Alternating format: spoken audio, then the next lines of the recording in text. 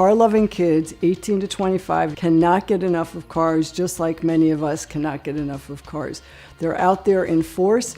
They just didn't know that this was an industry that had a career path for them. We were having some difficulties with getting people interested in the automotive field. Joining up with RPM and deciding to go with some younger students, being mentored by some of our older technicians, because there does seem to be an age gap in people getting into the restoration business. So it suited us well to join forces with RPM. RPM is reaching out to not only high schoolers, but like people in college. They're trying to show everyone that there's a need for people in the restoration industry.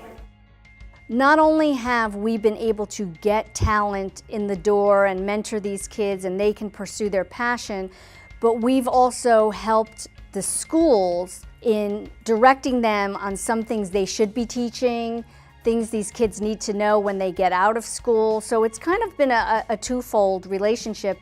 As an individual from Detroit, I like to think of myself as a bit of a gearhead and spend a lot of time working on cars and exposed to the auto industry. For me, this is an opportunity to reach out, to talk about what I did with my career path, and that no goal is too great for them to achieve. There isn't anybody else doing this. There's nobody else trying to farm their students out. There are a lot of colleges, they do a good job about educating them. They just don't do a good job on getting them out into the field or getting their resumes out.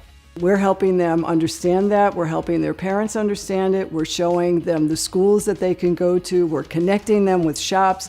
You know, these cars are going to be around for a long, long time, and they need people to be able to know how to fix them. Through RPM, the student can see that this is a viable career choice, and they'll be able to follow their dreams.